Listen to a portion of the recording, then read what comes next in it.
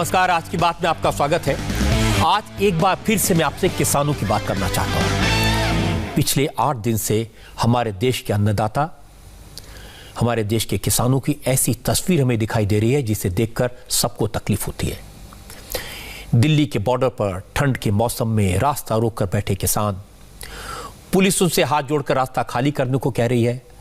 रास्ता बंद करने से आम लोगों को परेशानी हो रही है, उसके बारे में बताती है। यहां तक कि सब्जियां पैदा करने वाले, दूध बेचने वाले किसानों का भी नुकसान हो रहा है। लेकिन किसान अपनी बात पढ़ रहे हैं। उन्हें एमएसपी की चिंता है, उन्हें मंडियों के बंद होने की चिंता है। आज किसानों ने कहा कि वो दिल्ली को सील कर देंगे, दिल्ली में सब्जी दूध नहीं आने देंगे, मोदी, अंबानी, अडानी के पुतले जलाएंगे। किसान देश का पेट भरते हैं। देश में हर कोई किसानों का सम्मान करता है, किसानों के साथ खड़ा होता है। इसलिए किसी को अच्छा नहीं लग रहा कि किसान ऐसी बात करें। किसी को अच्छा नहीं लग रहा कि किसान सड़क पर सर्दी में ठिठुरे। मैंने कल रात की तस्वीरें देखी तो दुख हुआ, दर्द हुआ। सर्द रात में देश का अन्नदाता खुले आसमान के नीचे बैठा हो, किसे अच्छा लगेगा। लेकिन आज सुबह जो तस्वीरें देखी वो और भी परेशान करने वाली थी। दिल्ली के बॉर्डर्स को बंद किया जा रहा था। सिंघू और टीकरी बॉर्डर पहले से बंद थे। आज नोएडा, गुरुग्राम, कालिंदी कुंज और गाजीपुर जैसे तमाम रास्तों पर किसान बैठे। कई जगह तो गाय और भैंसें बांध रखी थी, सब्जी काटी जा रही थी, खाना बन रहा था। और दूसरी तरफ जो लोग ऑफिस जाने के लिए घरों से निकले थे वो जाम में फंस गए थे। न आगे जाने का रास्ता था, न पीछे लौटने की जगह। इस तरह की तस्वीरें देखकर कभी कभी तो लगता है कि किसानों को कुछ लोग जानबूझकर उकसा रहे हैं, भड़का रहे हैं, बहका रहे हैं। आज जो तस्वीरें दिखाई दी उसमें कई ऐसे लोग दिखाई दिए जो किसानों के इस आंदोलन का राजनीतिक फायदा उठाने में लगे हैं। धरने पर जो किसान बैठे हैं उनसे सरकार बात कर रही है। उनके नेताओं से एक मीटिंग हो चुकी है, कल फिर से बात होगी। कल वो सरकार को बताएंगे कि जो 3 नए कृषि कानून हैं उनमें किसानों को क्या क्या खामियां लगती हैं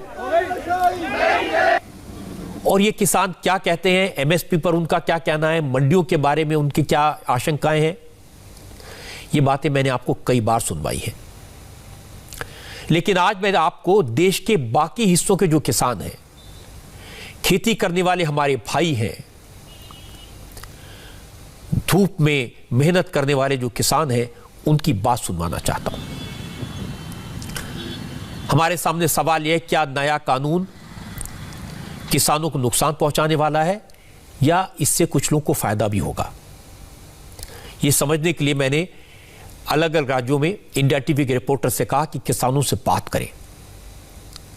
और आपको जानकर हैरानी होगी, जो किसान प्रदर्शन कर रहे हैं उन्हें भी झुमकर अचरज होगा कि ज्यादातर राज्यों में ऐसे किसान मिले जिन्होंने कहा कि नए कानूनों से उन्हें फायदा हुआ। फायदा कैसे हुआ यह खुद किसानों ने बताया, उनकी जबानी में आपको सुनवाऊंगा। मुझे लगता है कि देश भर के किसानों को इन किसानों की बात सुननी चाहिए। सबसे पहले मैं आपको महाराष्ट्र के किसान की बात सुनवाता हूं। महाराष्ट्र इसलिए क्योंकि वहां तो बीजेपी की सरकार नहीं है। महाराष्ट्र के नासिक में गेहूं, गन्ना, धान के अलावा सबसे ज्यादा प्याज होता है। यहां अंगूर की खेती होती है, केले की खेती है, दूसरी सब्जियां होती हैं और ये सब कैश क्रॉप है, यानी किसान को तुरंत बेचना होता है, खराब होने का डर होता है।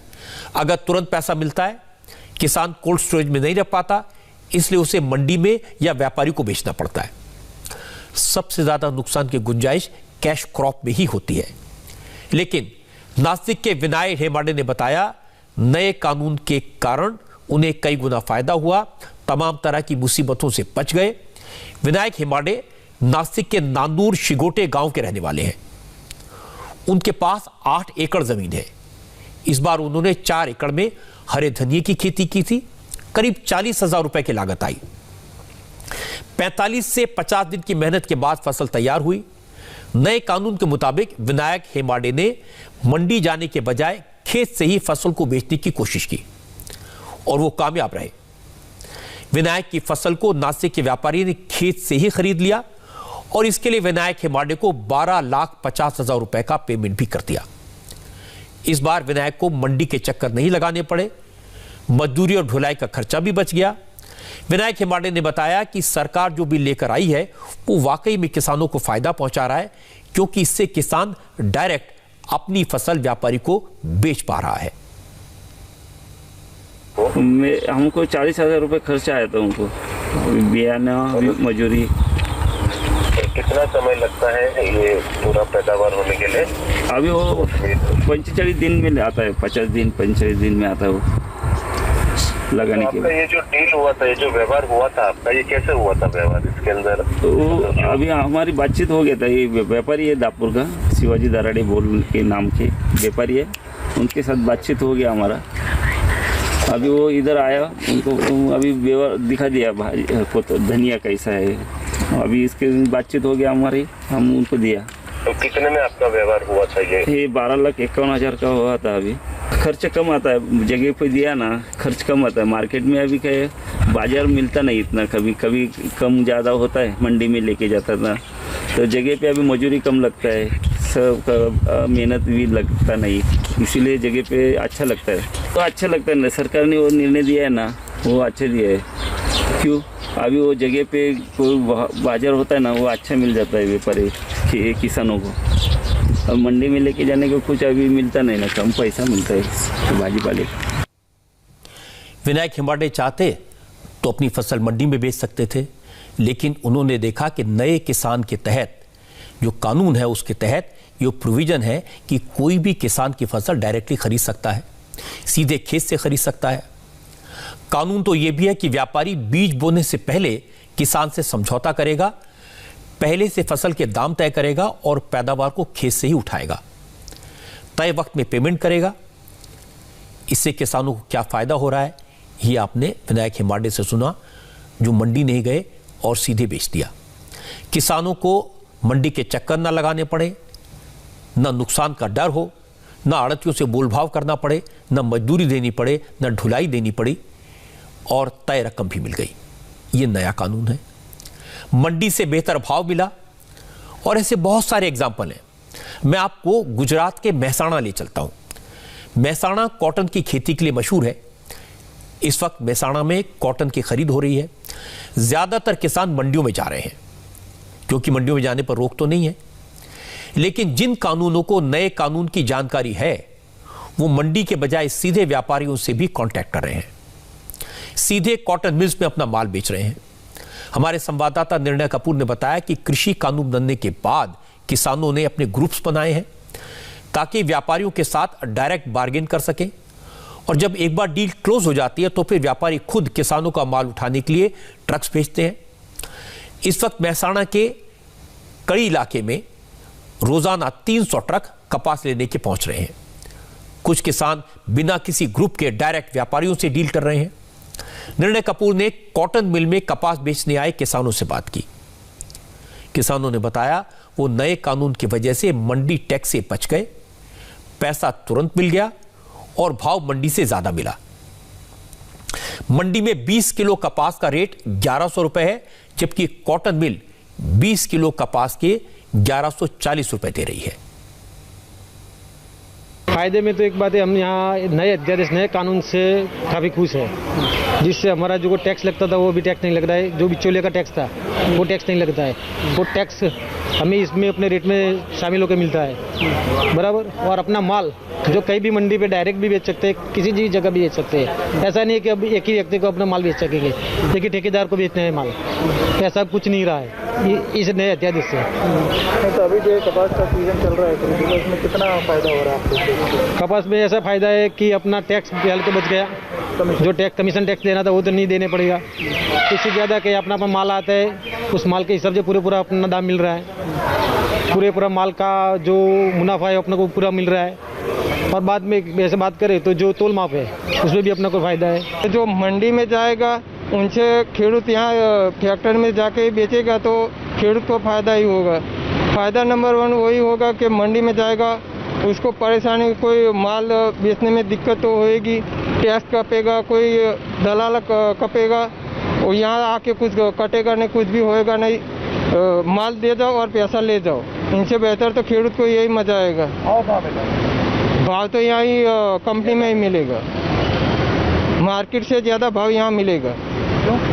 क्योंकि यहाँ कोई दलाल कटेगा नहीं, उसका कोई टैक्स कटेगा नहीं, जो भी होएगा वो जितना माल हुआ उतना पैसा ले जाओ। जो बिल आया है इससे वो अभी जहाँ अपने जो भाव मिलेगा अपनी क्वालिटी से वो बेच सकेंगे। यहाँ कड़ी जो कॉटन एरिया का वो मेन है, वो नेशनल लेवल का कड़ी पूरा जीनिंग एंड प्रोसेसिंग में फर्स्ट है, तो इसके पास 140 जीनिंग प्रेसिंग है। गाह भी बेच सकते हैं अपने क्वालिटी के मुताबिक। वो भी जो अपना क्वालिटी लेके जाएगा तो इसको भाव मिलेगा और अपना फैसिलिटी मिलेगा। और जो छोटे किसान है जिसको वो दिक्कत है वो मंडी में इसको बेनिफिट मिलेगा। दोनों को फायदा है। ये गुजरात के किसान हैं, कह रहे हैं कि अब तक तो ऐसा होता था कि पहले किसान मंडी में अपनी फसल बेचने जाता था, वहाँ उसे दलाल मिलते थे, वो कम दाम पर फसल खरीद लेते थे और फिर मुनाफा लेकर मार्केट में बेच देते थे, मिलों को बेच देते थे। अब नया कानून आया है, बिचौलिए खत्म हो गए, दलाली खत्म हो गई, इसलिए किसान को डायरेक्ट फायदा हो रहा है। मिल चलाने वालों का भी कहना है कि चूंकि अब वो मंडी का टैक्स नहीं देते, इसलिए ये पैसा भी किसानों की लागत में जोड़ देते हैं।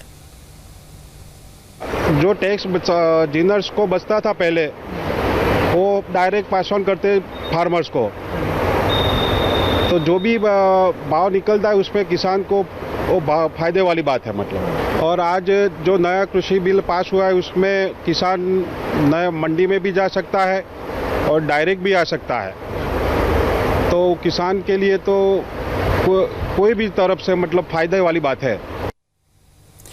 निर्णय कपूर मेहसाणा के मिल भी गए। उन्होंने बताया कि दूसरे राज्यों के ट्रक्स भी अब माल उठाने के लिए गुजरात पहुंच रहे हैं। गुजरात के मेहसाणा जिले के कड़ी में इन दिनों कपास की खरीदी जोरों पर है।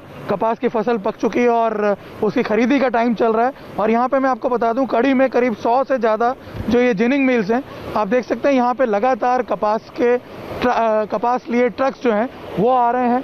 यहाँ पे महाराष्ट्र, आंध्र और कर्नाटका जैसे राज्यों से भी ट्रक्स जो हैं वो यहाँ आ रहे हैं। बाहर इसी तरह से यहाँ अगर मैं आपको दिखाऊं तो ट्रक्स की लाइन लगी रहती है। और ये ट्रक्स जो हैं ये तो आते ही हैं बाहर से, लेकिन इसके अलावा यहाँ के लोकल जो अब किसान हैं उन्होंने भी यहाँ पे आकर के अपना सामान, अपना जो कपास है वो बेचना शुरू किया है।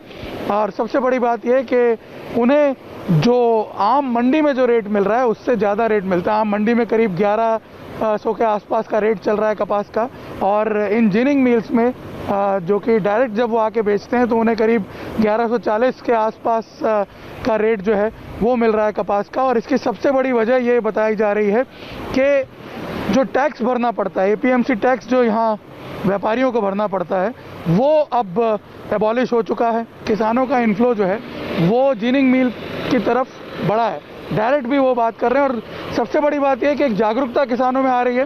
वो लोग अपने संघ बना रहे हैं, अपने संगठन बनाने की तरफ अग्रसर हो रहे हैं, ताकि वो जॉइंटली मिलकर के एक ग्रुप के तौर पर व्यापारियों के साथ डायरेक्ट बार्गेनिंग कर सकें और अपने जो इंटरेस्ट है उनको ज़्यादा बेहतर तरीके से सर्व कर पाएं। अब ये बात तो खुद किसान बता रहे हैं कि नए कानून से उन्हें कितना फायदा हो रहा है। मंडियों में बैठे बिचौलियों को नुकसान है, मंडी में किसानों के मेहनत पर डाका डालने वालों की परेशानी है, किसानों के साथ धोखा करने वाले, किसानों को परेशान करने वाले, कम तोल करने वाले, तमाम तरह के लोगों को दिक्कत हो रही है। फायदा सिर्फ किसानों को है। जो पैसा दलालों की जेब में जा रहा था वो किसानों को मिल रहा है। मुनाफे में वो व्यापारी भी हैं जो किसानों से डायरेक्ट माल खरीद रहे हैं, क्योंकि पहले उन्हें दलालों से उनकी कीमत पर माल खरीदना पड़ता था, फिर मंडी से माल को अपनी मिल तक ले जाना होता था।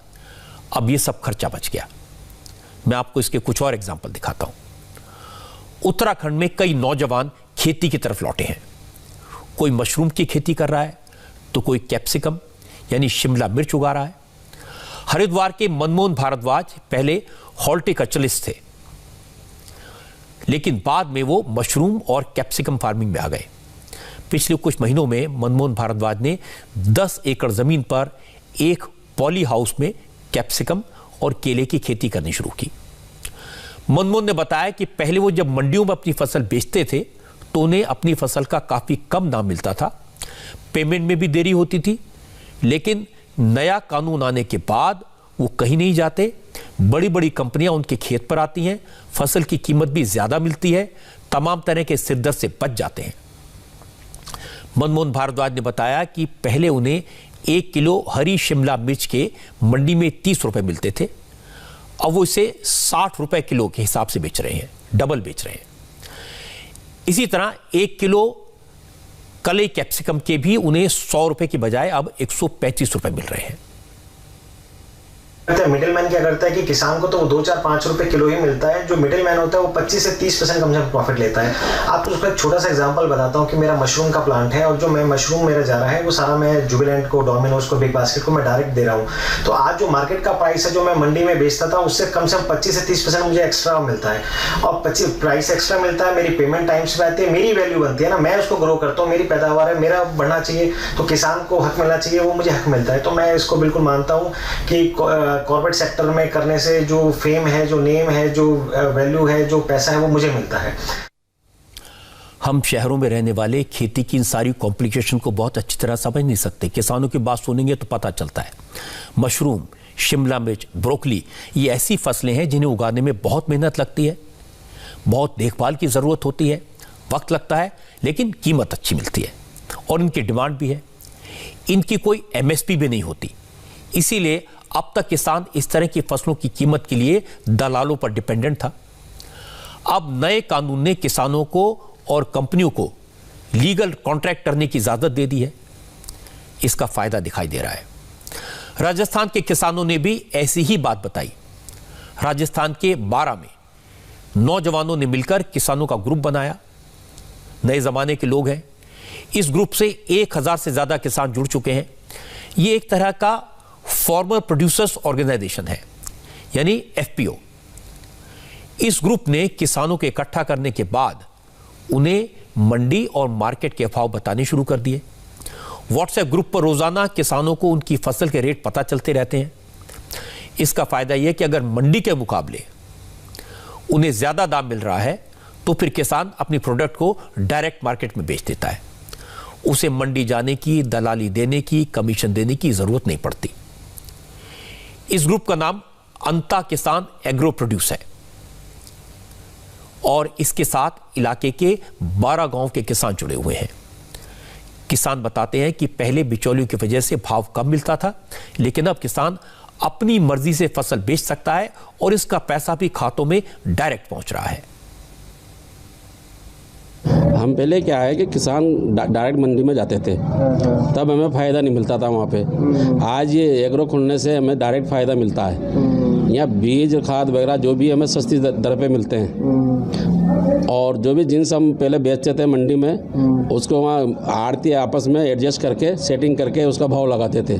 जो भाव उनको तय करना है उसी पे ले जाते थे, वो उससे आगे नहीं बढ़ते थे। आज हम यहाँ इनको माल बेच रहे हैं तो हमें वहाँ से अच्छा दाम मिलता है और हमारे अकाउंट में डायरेक्ट पैसा आ जाता है, और वहाँ 15 दिन में हमें पैसा मिलता था आड़तियों से। अब फायदा है मतलब कुल मिला? हाँ, हमें इस एग्रो से हमें बहुत फ़ायदा है, किसानों को, सभी को। और ये कि भाव बता किस तरह बताते हैं? भाव ये डेली बताते हैं भाव? तो वहाँ तो डेली भाव बताते हैं। महाराष्ट्र, गुजरात, राजस्थान, उत्तराखंड, ऐसे बहुत सारे किसान हैं जिनकी बात हमने रिकॉर्ड की, लेकिन वक्त की कमी होती है तो इतनी बातें आपको सुनवा सकता हूं। लेकिन वो सब एक बात कह रहे हैं कि नए कानूनों से उन्हें फायदा मिला और वो फायदा उठा रहे हैं, लाखों कमा रहे हैं। इससे एक बात तो क्लियर हो गई कि कम से कम देश के सारे किसान न तो नए कानूनों से नाराज हैं, न नए कृषि कानूनों को किसानों के खिलाफ बताते हैं। अब सवाल यह कि आखिर दिल्ली के बॉर्डर पर जो किसान बैठे हैं वो धरने पर क्यों बैठे हैं? उन्हें क्या दिक्कत है? उन्हें क्या नाराजगी है? उन्हें नए कृषि कानूनों के किन प्रोविजंस पर एतराज है? कई बार ऐसे किसान नेताओं की बातें मैंने आपको सुनवाई है। किसानों के गिने चुने नेता बोलते हैं और अपने हिसाब से बात को समझाते हैं, लेकिन जो वाकई में जो किसान है, जो सड़क पर ठंड में बैठा है, उन किसानों से हमने पूछा। भोले भाले किसानों ने जो जवाब दिए वो सुनकर आप हैरान रह जाएंगे। पंजाब के गांवों से ट्रैक्टर की ट्रॉली में बैठकर 500 किलोमीटर की दूरी तय करके दिल्ली पहुंचे किसानों से पूछा गया, भाई दिक्कत क्या है, कानून में क्या कमी आपको दिखती है? तो ज्यादातर किसान भाइयों ने कहा काला कानून है, जब तक सरकार वापस नहीं लेगी तब तक बैठे रहेंगे, राशन पानी की कमी नहीं है। फिर पूछा कि कानून से दिक्कत क्या है, कानून काला क्यों है? तो कुछ किसान चुप हो जाते हैं, कुछ कहते हैं इतने पढ़े लिखे नहीं हैं, बस इतना पता है कि सरकार ने काला कानून बनाया है और उसे वापस कराने आए हैं। हम जो काले कानून लागू किए हैं मोदी सरकार ने वो रद्द करवाने आए हैं। कैसे काले कानून, थोड़ा सा बताएंगे आप? वो हमारी जमीनें हड़प कर बड़े घरानों को दे रहे हैं, अंबानी अडानी वर्गों को, और हमारी फसलें प्राइवेट कर रहे हैं आपकी जमीन। हाँ, और हमारी जो फसल रेट है वो प्राइवेट कर रहे हैं। जब तक कानून रद्द नहीं होंगे हम लोग यहाँ बैठे हैं। हम लोग 6 महीने साल का राशन लेके आए हैं, कोई टेंशन वाली बात नहीं है। हमारे पास सब कुछ है, सिलेंडर है, राशन है, सब कुछ है। बाकी ट्रालियां हमारी सामान की आ रही हैं पीछे। ऐसी कोई बात नहीं कि हम मैदान छोड़ के भाग जाएंगे या ऐसा वैसा कुछ नहीं है, हम रद्द करा के जाएंगे। ट्रॉलियां लेके दिल्ली किस लिए आए हैं? दिल्ली किस लिए आए हैं? यार अपना खेती बाड़ी आते हो रही थे और दिल्ली देखने ही आते आए हैं देखने के लिए दिल्ली। तो आप यहाँ पे किस लिए? ਅਸੀਂ ਆਪਦਾ ਇੱਥੇ ਜਿਹੜੇ ਕਾਨੂੰਨ ਮੋਦੀ ਨੇ ਪਾਸ ਕਰੇ ਆ ਉਹ ਰੱਦ ਕਰਾਉਣ ਵਾਸਤੇ ਆਏ, ਭਾਵੇਂ ਸਾਨੂੰ 5 ਮਹੀਨੇ ਲੱਗਣ। ਸਹੀ ਰਾਸ਼ਨ ਆਪਦਾ ਫੁੱਲ ਲੈ ਕੇ ਆਏ ਆ, ਇੱਥੇ ਹੀ ਰਹਾਂਗੇ ਜਿੰਨਾ ਚਿਰ ਰੱਦ नहीं होंगे। तो कानून में अभी क्या बदलाव के चाहते हैं? नहीं, बदलाव तो कोई नहीं, रद्द ही होने चाहिए। तो अभी इसमें आपको क्या चीज़ पसंद नहीं है कि ये चीज़ अगेंस्ट किमें जी जो बिल पास हुआ है अभी? हाँ जी, इसमें आपको क्या चीज़ पसंद नहीं है कि इस वजह से आप इसको रद्द करें? सारी साढ़े तो बेफटाई तिन्ने कानून ही गलत है। जैसे क्या क्या चीज़ है? MSP है जी, दूजे तो हो रहा जी, ਇਹਦਾ ਰੱਦ ਕਰਾਏ ਬਿਨਾਂ ਇੱਥੇ ਜਾਂਦੇ ਨਹੀਂ ਜੀ। ਭਾਵੇਂ ਮਾਰ ਦਈਏ ਕੁਛ ਕਰ ਦਈਏ, ਇਹ ਵੀ ਜ਼ਿੰਦਗੀ ਦਾ ਸਵਾਲ ਆ ਸਾਡਾ। ਹੁਣ ਜ਼ਮੀਨਾਂ ਖਾਤਰ ਮਰਨਾ ਹੀ ਪੈਂਦਾ, ਸਾਰਾ ਕੁਝ ਕਰਨਾ ਪੈਂਦਾ। किस लिए बैठे हैं?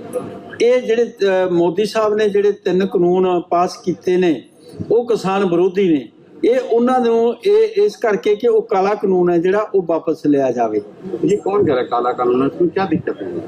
इसमें दिक्कत ये है कि भी ਜਿਹੜਾ ਜੇ ਇੱਕ ਕਹਿੰਦੇ ਹੈ ਕਿ ਵੀ ਜਿਹੜਾ MSC ਹੈ ਉਹ ਅਸੀਂ ਲਾਗੂ ਕਰਾਂਗੇ ਹੈਗੀ ਹੈ, ਉਹ ਤਾਂ ਪਹਿਲਾਂ ਹੀ ਹੈਗੀ ਹੈ। ਕਾਲੇ ਕਾਨੂੰਨ ਨਾਲ ਕੀ ਲੋੜ ਵੀ ਹੈ? ਜੇ ਕਹਿੰਦੇ ਕਿ ਮੰਡੀਕਰਨ ਜਿਹੜਾ ਉਹ ਅਸੀਂ ਖੁੱਲਾ ਕਰਾਂਗੇ, ਮੰਡੀਕਰਨ ਤਾਂ ਪਹਿਲਾਂ ਹੀ ਹੈ। ਹਾਂ, ਅਸੀਂ ਇੱਥੇ ਉਹਨਾਂ ਚਿਰ ਨਹੀਂ ਜਾਂਦੇ ਜਿੰਨਾ ਚਿਰ ਸਾਡਾ ਹੱਕ ਨਾ ਮਿਲੇਗਾ। ਹੋਰ ਆਈ ਜਾਣਗੇ ਮਗਰ ਅਸੀਂ ਤੁਰੇ ਜਾਵਾਂਗੇ। ਰਾਸ਼ਨ ਅਸੀਂ 6 ਮਹੀਨਿਆਂ ਦਾ ਲਿਆਏ ਹਾਂ। 6 ਮਹੀਨਿਆਂ ਦਾ ਰਾਸ਼ਨ ਸਾਡੇ ਜਿੰਨਾ ਚਿਰ ਅਸੀਂ ਖਾਈ ਜਾਵਾਂਗੇ ਉਹਨਾਂ ਚਿਰ ਮਗਰ ਹੋਰ ਆਈ जाऊगा। ये तो साफ है कि इन भोले भाले लोगों को न कानून के बारे में पता है, न उसकी इंट्रिकेसी के बारे में पता है, और हमें उम्मीद भी नहीं करनी चाहिए कि उन्हें कानून पता हो। वो दिल्ली आ तो गए हैं, सरहद पर बैठ तो गए हैं, लेकिन क्यों आए इसका अंदाज़ा उन्हें नहीं है। जो आंदोलन हो रहा है उसमें क्या सवाल उठाए जा रहे हैं ये सब उन्हें बताया भी नहीं गया। बस भरोसा दिया गया कि खाने पीने की दिक्कत नहीं होगी, और ऐसे लोगों की संख्या कम नहीं है। मैंने कम से कम 100 लोगों की बात सुनी है। सरकार के खिलाफ किसान आंदोलन में हिस्सा ले रहे कुछ और लोगों की बात भी आपको सुनवा देता हूं, तो आपको खुद अंदाजा हो जाएगा कि ये कितने सीधे साधे लोग हैं। किस लिए प्रोटेस्ट कर रहे हैं? अब वही है, देखो क्या होता है। नहीं, प्रोटेस्ट किस लिए कर रहे हैं? यार इतना तो मुझे भी नहीं पता, मैं भी तुम वो वैसे ही आया हूँ साथ में। बंद कर ले यार इसमें। ये जो किसान जो बैठे हैं ये किस लिए कर रहे हैं? यार इतना तो मुझे भी नहीं पता। वो तो सर रहा है बेचारा, इतना नहीं पता यार। किसान की मांग तो पूरी होनी चाहिए। क्या मांग पूरी होनी चाहिए किसान? ये जो महंगाई बढ़ती जा रही है और कोई वैसे नहीं है नौकरी पूरी। बिल में क्या दिक्कत है, कुछ पता है आपको? बिल के बारे में पता नहीं। बिल के बारे में नहीं पता? नहीं। तो ये लोग जो प्रोटेस्ट कर रहे हैं इसके बारे में? प्रैक्टिस हम बिगड़ लिखे पढ़े आदमी, हम तो अंग्रेजी भाषा जानते ही नहीं। नहीं, ये जो आए हैं लोग धरने में बैठे, किस लिए बैठे हैं? ये अपनी ये मांगता पूरी करने के लिए बैठे हैं। ये तो मांग क्या है, कुछ बताएंगे? मांग यही है कि अपना जैसे महंगाई बढ़ती जा रही है, इनको कोई अनाज का रेट कम है। किसान को भी मेन दिक्कत ये है, जैसे कि अभी कोरोना के समय में अनाज का दाम बढ़ना था, जबकि अभी सरकार बोल रही है कि हम एमएसपी वापस नहीं ले रहे हैं। लेकिन एमएसपी के आधार पे ये अभी किसानों को ये छूट होना चाहिए कि हमारी फसल को हम उचित भाव में, हमको जहां भाव ज्यादा मिलता है वहां बेचे। लेकिन अभी ये क्या कर रहा है, कॉर्पोरेट घराने को, जब जैसे मंडियां अगर प्राइवेट में चली जाएगी तो मंडी में तो फिर वही रहेगा जो भाव कॉर्पोरेट घराने का जो रहेगा या जो मंडी का जो मालिक रहेगा वो जिस भाव में खरीदेगा। किस लिए आए हैं आप यहाँ पे? यहाँ पे हम मजदूरों का साथ और अपना ये सेंचुरी मिल के मतलब हक के लिए आए हैं। हमारी मिल 3 साल से बंद है और उसको बंद किए हुए 3 साल हो गया, लेकिन हम रोजगार के लिए वहाँ बैठे हैं। किस लिए आए हैं आप यहाँ? हम तो मजदूर है सर, मजदूर हैं तो हमारा वहाँ का कंपनी बंद है 3 साल से। कंपनी बंद है, आप इसलिए यहाँ पे आए? हम आए हैं, ये हमारा किसान के, हम तो किसान के बेटे हैं। मालिक लोगों ने किसान से जमीन लेके फैक्ट्री डालते हैं और अपने काम के चलते उसको फैक्ट्री को बंद कर देते हैं और हमको बेरोजगार बना देते हैं। जरा सोचिए, सीधे साधे किसान नहीं जानते नया कानून क्या है, न उन्होंने कानून पढ़ा है और न ही किसी ने उन्हें इस कानून को समझाने की कोशिश की है। और इसमें कमी सरकार की भी है, कम्युनिकेशन गैप तो है। किसानों को इन कानूनों को काला कानून बताकर जो लोग नेतागिरी कर रहे हैं वो न तो किसान की भावना को जानते हैं और न किसान को फायदा पहुंचाना चाहते हैं। वो तो किसानों की परेशानी का फायदा उठाना चाहते हैं। वो तो कह रहे हैं कि अवार्ड वापसी होगी, रास्ता जाम होगा, मोदी, अंबानी, अडानी के पुतले जलाए जाएंगे। इन सारी बातों का किसानों से क्या मतलब है? लेकिन नेतागिरी करने पहुंचे चंद्रशेखर, पप्पू यादव जैसे नेता अपनी दुकान चलाएंगे। हमेशा आंदोलन के लिए खड़ी रहने वाली मेधा पाटकर और योगेंद्र यादव जैसे नेता फिर से लाइमलाइट में आ जाएंगे। ज्यादातर किसान पंजाब से आए हैं और आप जानते हैं पंजाब में 2 साल बाद चुनाव होना है, तो कांग्रेस, अकाली दल और आम आदमी पार्टी पूरी तरह एक्टिव है। वामपंथी नेताओं ने अपने ट्रेड यूनियन वालों को किसानों के बीच खड़ा कर दिया है। लेफ्टिस्ट छात्र नेता भी यहां डफली बजाने और नारे लगाने पहुंच गए हैं। लेकिन इन सब बातों को स्वीकार किया जा सकता है और बर्दाश्त भी किया जा सकता है, क्योंकि ये अपने लोग हैं। ये वो लोग हैं जो लोकतंत्र में अपनी बात कहने का अधिकार रखते हैं, आलोचना करने का अधिकार रखते हैं, राजनीति करने का अधिकार रखते हैं। लेकिन जब इस आंदोलन का फायदा विदेशी ताकतें उठाने लगे तो चिंता होती है। मैं दावे के साथ कह सकता हूं कि भोले भाले किसानों को तो मालूम भी नहीं होगा कि कैसे उनके नाम पर मुल्क को तोड़ने वाले फायदा उठा रहे हैं। इसके सबूत मेरे पास हैं, ये मैं आपको दिखाऊंगा 15 सेकंड के स्पॉन्सर मैसेज के बाद। अब 2 तरह के लोग हैं। एक वो जो प्रधानमंत्री नरेंद्र मोदी के विरोधी हैं, कुछ भी हो विरोध करना है, वो किसानों को आगे करके अपनी चाल चल रहे हैं। और ऐसे भी लोग हैं जो समाज के विरोधी हैं, जो देश के दुश्मन हैं, वो भी किसानों के बीच में घुसकर अपने मंसूबे पूरे करने की फिराक में हैं। और जो लोग भारत के विरोधी हैं वो किसानों के कंधे पर रखकर बंदूक चलाना चाहते हैं।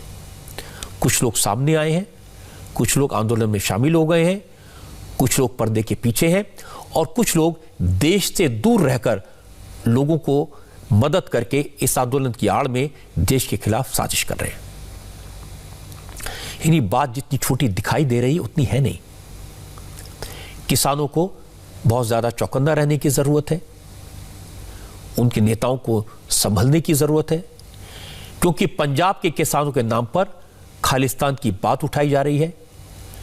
इसका किसान के कानून से कोई लेना देना नहीं है, इसका किसान के वेलफेयर से कोई लेना देना नहीं है। लेकिन कुछ लोग ऐसे हैं जो किसान आंदोलन का फायदा उठाकर अमेरिका, कनाडा, ब्रिटेन और ऑस्ट्रेलिया जैसे मुल्कों में भारत की इमेज खराब करने की साजिश कर रहे हैं।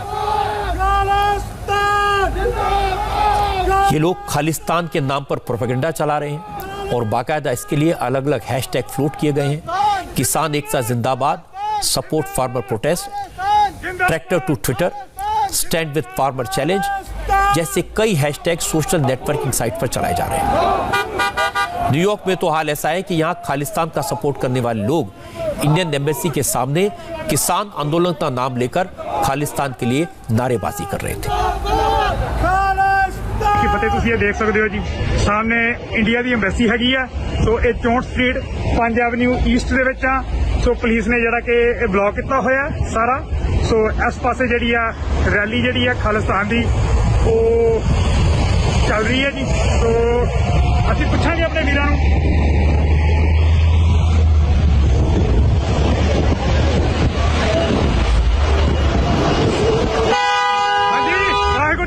वाहिगुरू जी की फतेह जी।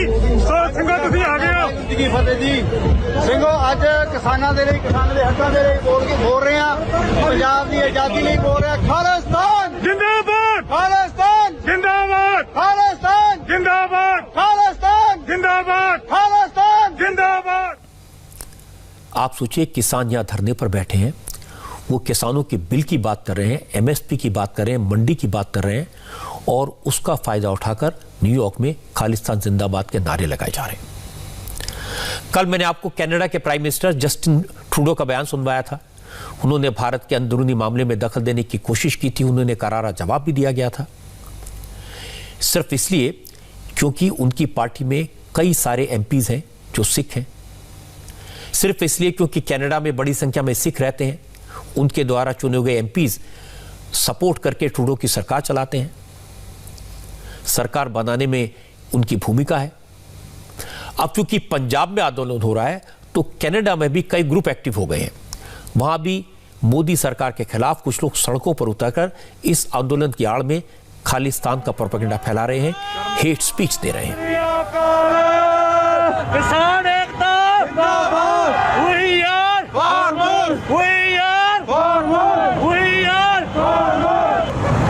ये तुसीं देख रहे हो इत्थों आज ये जड़ा चौराहा इत्थे सारे पासे मुंडे कुड़ियां जवानी इत्थों दे सारे सपोर्ट करते पे आ किसानां नूं। सरकार कहंदी आ पुलिस भी मेरी, फौज भी मेरी, धक्का मेरा, लाठी मेरी, घोड़े मेरे, काठी मेरी, बंदूक भी मेरी, गोली मेरी, प्रशासन मेरा, सिंघासन मेरा। ओ पिछे मुड़ जाओ, घरां नूं वग जाओ, ओ देखी नहीं तुसीं ताकत। तो जिन्ने लोग इत्थों दी हॉर्न मार के भी जा रहे हैं वो भी किसानों के हक च अपना हां दा नारा मार रहे हैं। ये संघर्ष थमन वाला नहीं, ये संघर्ष थमन वाला नहीं। तो ये दिन प्रति दिन तुसीं देख सकते हो, सिर्फ 2-4 दिनों ये जिहड़ी आवाज़ है हर देश का प्रधानमंत्री, राष्ट्रपति पंजाब दे अते भारत के हर किसान के हक च खड़ा होऊगा। सो साथियों, हिम्मत ना हारियो, इन्हां नूं बल दिओ जिथे भी बैठे हो। असल में जिस तरह की बातें सोशल मीडिया पर फैलाई जा रही हैं, जिस तरह की हरकतें दूसरे मुल्कों में दिखाई दे रही हैं, उसका असर इंटरनेशनल मीडिया पर हुआ है।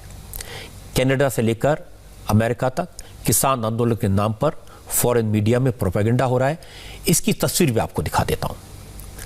अल Jazeera, BBC, CNN, New York Times, Washington Post, आप अखबारों को उठा लीजिए, इन चैनल्स की ऑनलाइन साइट्स को देख लीजिए, सबकी लाइन और लेंथ एक जैसी है, सबकी हेडलाइन एक ही तरह की है। किसानों के नाम पर क्या क्या हो रहा है, किसानों को इसका अंदाजा भी नहीं होगा। इसीलिए मैं कह रहा हूं कि सावधान रहने की जरूरत है, किसानों को भी और किसान संगठनों के नेताओं को भी। खालिस्तानी आतंकवादी तो विदेशों में रहकर इस आंदोलन को मौके की तरह इस्तेमाल कर रहे हैं। जो लोग देश में रहकर देश विरोधी हरकतें करते हैं, जो भारत तेरे टुकड़े होंगे जैसे नारे लगाते हैं, वो भी किसानों के बीच पहुंच गए हैं। और एक बात यह भी है कि नरेंद्र मोदी के राजनीतिक विरोधी भी किसानों को गुमराह करने के लिए, उन्हें भड़काने के लिए हर संभव कोशिश कर रहे हैं।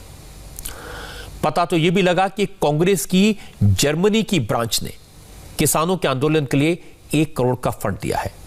हालांकि इसका कोई कॉन्फर्मेशन अभी नहीं है। सवाल यह है कि किसान भाई तो अपने गांव वालों से या फिर परिवार वालों से थोड़ा थोड़ा पैसा इकट्ठा करके दिल्ली पहुंचे हैं, अपना राशन लेकर आए हैं।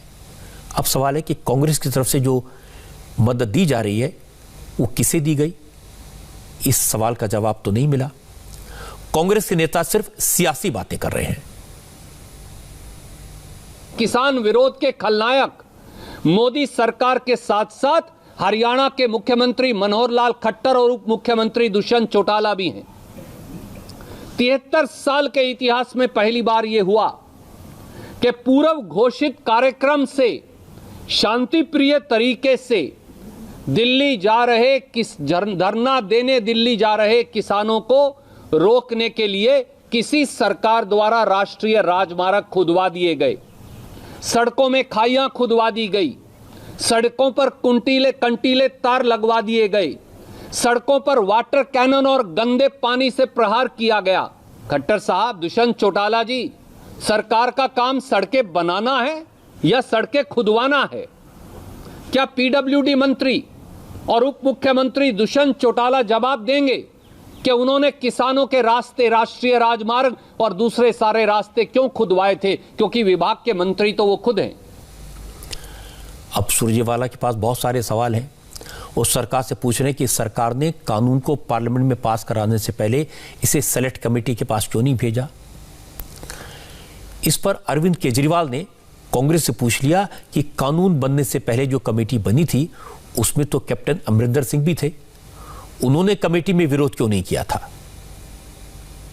कल पंजाब के मुख्यमंत्री ने मुझ पे आरोप लगाए कि दिल्ली में मैंने ये काले कानून पास कर दिए। इतने नाजुक मौके पे भी इस तरह की गिरी हुई राजनीति कैप्टन साहब कैसे कर सकते हैं? ये तो तीनों केंद्र के कानून हैं। जिस दिन राष्ट्रपति के इन तीनों कानूनों पे दस्तखत हुए थे उसी दिन ये तीनों कानून पूरे देश में लागू हो गए। अब ये किसी राज्य सरकार के ऊपर नहीं है कि वो इन्हें लागू करेगी या नहीं करेगी। अगर राज्य सरकारों पे होता तो देश भर से किसान केंद्र सरकार से बात करने के लिए दिल्ली क्यों आते? वो अपने अपने राज्य के मुख्यमंत्रियों से मांग करते।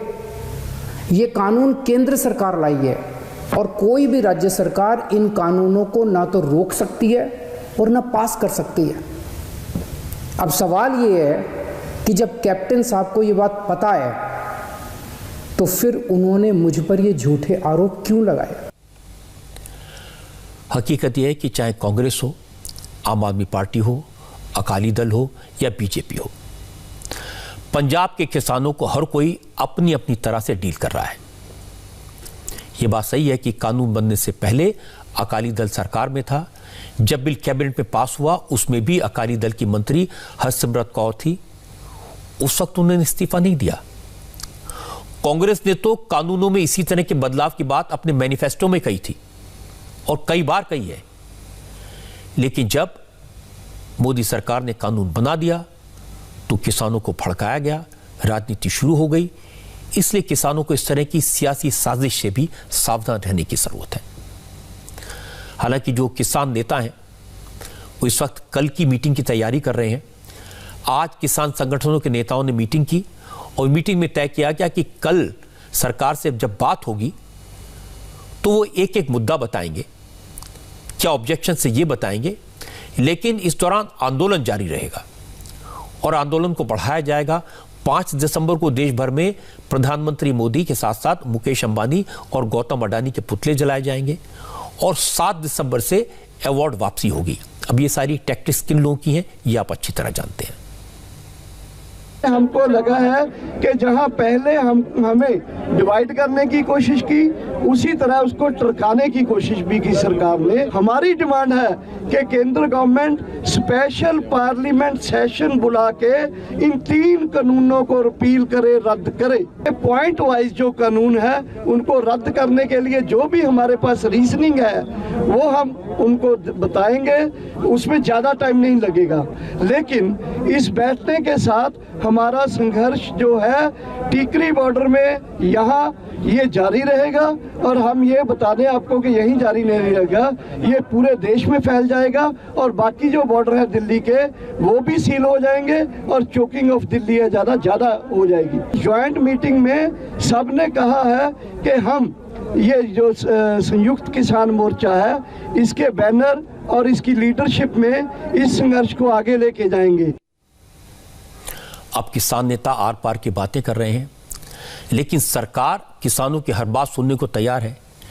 आज एक बार फिर कृषि मंत्री नरेंद्र सिंह तोमर ने कहा, कल किसानों के साथ नए कानून के हर पॉइंट पर बात होगी।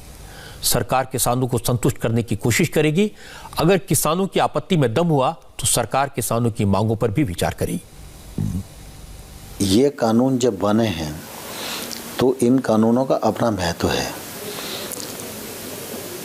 कुछ लोग ये मांग करते हैं कि कानून वापस ले लो, तो सरकार को इस बात का कन्विक्शन होना चाहिए कि इनमें किसानों का नुकसान है, तभी कोई स्थिति आगे बनेगी। और इसलिए हम लगातार किसान नेताओं से कह रहे हैं कि हम प्रावधान पर चर्चा कर लें, और जो प्रावधान आपको ऐसा लगते हैं तो हम कन्विंस करने की कोशिश करेंगे, और अगर आप कन्विंस नहीं होंगे और आपकी बात सही होगी तो निश्चित रूप से हम लोग आपकी बात पर विचार करने की कोशिश करेंगे। सरकार पूरे खुले मन से और साफ नियत से और पूरे किसान के प्रति सम्मान के साथ चर्चा के लिए पूरी तरह तैयार है, और हम चर्चारत हैं। अब सरकार बार बार कह रही है कि कानून किसानों के हित में है। दिल्ली में धरने पर बैठे किसान के नेता कह रहे हैं कि ये कानून किसानों को नुकसान करेगा। जमीनी हकीकत मैंने आपको दिखाई, उन किसानों की बात सुनवाई जिनको इन कानूनों से फायदा हुआ है, लेकिन तो भी सरकार कह रही है कि वो किसानों की बात सुनने को तैयार है, किसानों की मांगों पर विचार करने को तैयार है। लेकिन मुझे नहीं लगता ये सब इतना आसान है, क्योंकि सरकार किसानों की जिन 35 नेताओं से बात कर रही है वो 35 नेता भी एक जैसी बात नहीं कर रहे। और इसके बाद अगर सरकार इन 35 किसान नेताओं की बात पर सहमत हो भी जाती है, उनसे बात कर लेती है, तो क्या गारंटी है कि जो लोग सड़कों पर बैठे हैं, रास्ते को जाम करके बैठे हैं, वो इन नेताओं की बात को मान लेंगे? आज तो इन नेताओं ने कहा कि ये 35 लोग हैं, इसको बढ़ाया जाएगा और ज्यादा नेताओं को इसमें शामिल किया जाएगा। लेकिन ये लोग वाकई में किसानों के नेता हैं, वाकई में किसान इनकी बात सुनते हैं, इसकी गारंटी कोई नहीं दे सकता।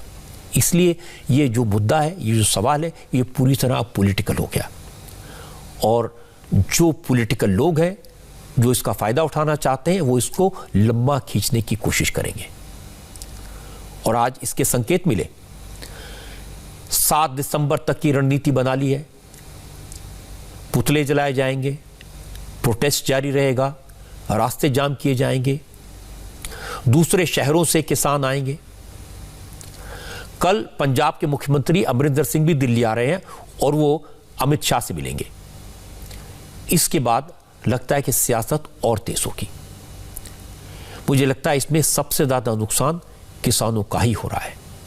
टकराव और सियासत, ये दोनों चीजें किसानों का नुकसान कर सकती हैं। इसलिए कोशिश ये होनी चाहिए कि आपस में बात करके, किसानों की भावनाओं को समझ के, उनके मन की बात सुन के कोई फैसला किया जाए और सरकार उनको समझाने की कोशिश करे। अब कुछ अच्छी खबरें भी आपको दिखा देता हूं। आज खेल के मैदान से 2 अच्छी खबरें आई।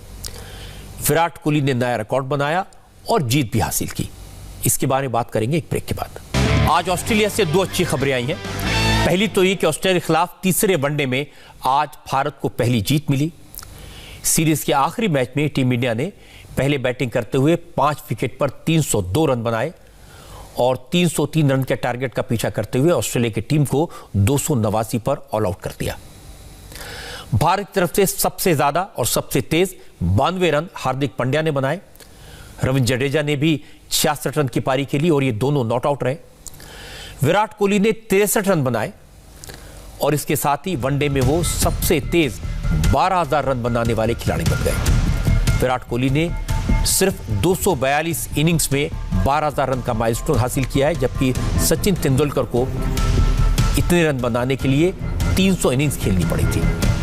यानी कोहली ने तेंदुलकर से 58 पारियां कम खेलकर 12,000 रन बना लिए हैं। कोहली के नाम सबसे तेज 8, 9, 10 और 11,000 बनाने का रिकॉर्ड भी हो गया है। वनडे क्रिकेट में अब तक सिर्फ 6 खिलाड़ी ऐसे हैं जो 12,000 से ज्यादा रन बना पाए हैं।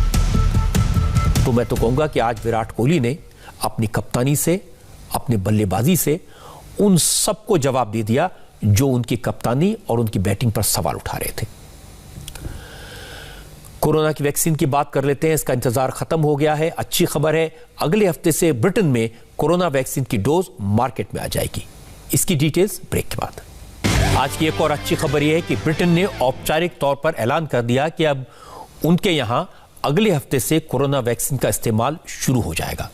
वैक्सीन मार्केट में आ जाएगी। असल में इंग्लैंड की सरकार ने फाइजर कंपनी की कोरोना वैक्सीन की इमरजेंसी यूज की इजाजत दे दी है। इसी के साथ ब्रिटेन कोरोना वैक्सीन को मंजूरी देने वाला पहला मुल्क होगा और पता चला है कि अगले हफ्ते से इसकी डोज देना शुरू कर दिया जाएगा। ब्रिटेन की medicines and health care products regulatory authority MHRA ने यह अप्रूवल दिया है और इस अथॉरिटी का कहना है कि फाइजर की वैक्सीन कोरोना मरीजों के लिए 95% तक सेफ है। ब्रिटेन ने पहली वैक्सीन की 4 करोड़ डोज का ऑर्डर दे दिया है और यह डोज 2 करोड़ लोगों के वैक्सीनेशन के लिए काफी है। 21 दिन के गैप में एक शख्स को 2 बार डोज दी जाएगी। वैक्सीन का पहला स्टॉक क्रिसमस से पहले अवेलेबल होगा और हाई रिस्क कैटेगरी के लोगों को सबसे पहले वैक्सीन दी जाएगी। मैं आपको बता दूं कि ब्रिटेन ने कोरोना वायरस का बड़ा वार झेला है। अब तक 16 लाख से ज्यादा केसेस यहां डिटेक्ट हो चुके हैं। इनमें से 59,000 लोगों की मौत हो चुकी है। All the work according to strict guidelines. Vaccine की सुरक्षा, असर और क्वालिटी को लेकर स्टेट अथॉरिटी की तरफ से जारी सभी गाइडलाइंस को पूरा किया जा चुका है। वैक्सीन के लिए जो स्ट्रिक्ट टेस्ट हुए, इसके नतीजों को कंपाइल किए जाने के बाद ही वैक्सीन को अप्रूवल मिला है। हर कोई इसे लेकर पूरी तरह से आश्वस्त हो सकता है कि हमें किसी तरह का कोई शॉर्टकट नहीं किया गया है।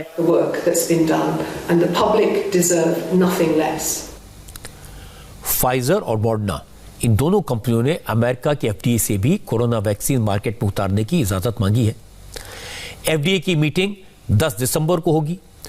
अगर इस मीटिंग में फाइजर और मॉडर्ना की वैक्सीन को इमरजेंसी यूज के लिए मंजूरी दे दी जाती है तो 12 दिसंबर से अमेरिका में भी कोरोना वैक्सीन का इस्तेमाल शुरू हो जाएगा। फाइजर पहले कह चुकी है कि वैक्सीन के डिस्ट्रीब्यूशन के लिए उसका नेटवर्क तैयार है, बस उसे FDA की मंजूरी का इंतजार है। आज हमने आज की बात में किसानों की बात की, उनके नए कानून की बात की, ये बताया कि कैसे किसानों को नए कानून के बारे में जानकारी नहीं है, लेकिन ऐसे भी किसान हैं जो इसका पूरा फायदा उठा रहे हैं और लाखों रुपए कमा रहे हैं। अब किसानों को मालूम तो होना चाहिए ये कानून उनके लिए कितना फायदेमंद है। तो हमने किसानों से बात की, इस कानून को एनालाइज किया और इस कानून को पॉइंट बाय पॉइंट समझते हुए और समझाने के लिए एक स्पेशल रिपोर्ट तैयार की है और ये रिपोर्ट आपको दिखाएंगे पंकज भार्गव।